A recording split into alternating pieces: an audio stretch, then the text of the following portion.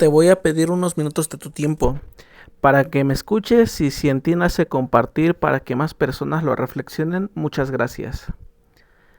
Llevo casi 2 décadas sirviendo al ejército. Orgullosamente provengo del arma de infantería. Desde antes que Calderón declarara la guerra al narco, nosotros ya hacíamos operativos antinarcóticos en varios estados del país, ya sea erradicando o decomisando o destruyendo drogas, plantillos, armas, etc. Llevo viviendo la guerra contra el narco desde que se declaró abiertamente hasta la actualidad. En un principio nosotros atacábamos al narco como debía de ser. Les dimos con todo. Y claro, al principio de esta guerra, ellos también le echaron ganas, pero nosotros siempre les dábamos en la torre.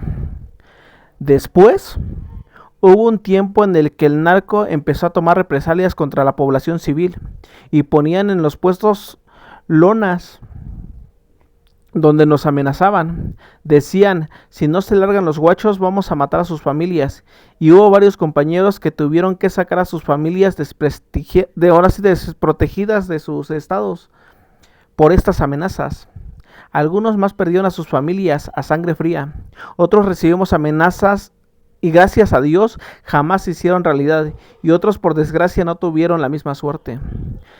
Después ellos empezaron a desquitar con la población civil, esto para que el ejército y la marina cesaran los operativos, y hubo algunos mandos que fueron víctimas de los ataques al estorbar su camino y no dejarse corromper.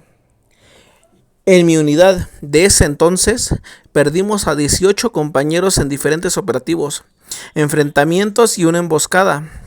En 2007 a la fecha donde estuve 2010 perdimos a estos 18 camaradas.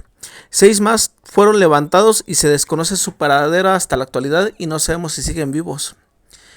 Estuvimos en varios estados de la República, también en aquellos donde existe gran incidencia delictiva, en Tamaulipas, Durango, Sinaloa, Michoacán, Chihuahua, Veracruz y Guerrero. Vivimos muchas cosas horribles, vivimos pues mucha sangre, mucha violencia. Yo te puedo hacer una lista de todas y cada una de las calamidades que comete la delincuencia. Vimos personas colgadas de puentes, mutiladas en bolsas negras o puestas en forma de frente de algún edificio gubernamental, personas quemadas, otras torturadas hasta la muerte, asesinadas a golpes, macheteadas, asfixiadas con un tiro de gracia, las fosas clandestinas, etc. Algunos eran jóvenes, otros pues eran mujeres, otros eran varones. Muchos dirían que quizá les pasó porque estaban involucrados en actos reprobables. Pero, ¿qué culpa podría tener un recién nacido, un anciano ya de edad o una mujer embarazada? Yo vi bebés ejecutados, familias muertas a balazos. El narco siempre hacía sus atrocidades a cualquier hora del día. Y cuando nos acercábamos, los halcones les avisaban para que estos se dieran a la fuga.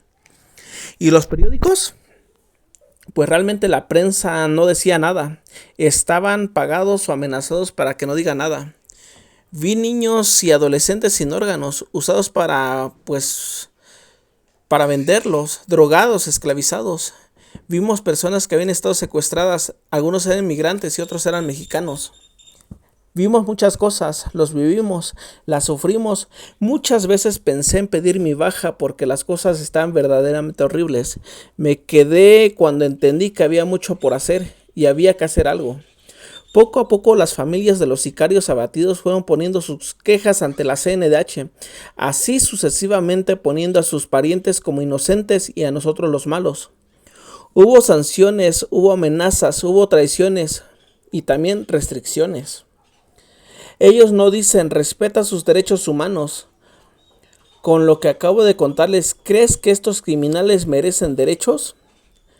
Nos investigan a nosotros y no a los criminales y todavía quieren que terminemos en la cárcel, que paguemos el daño que los sicarios disfrazados de víctima, pero no nos podemos dejar asesinar.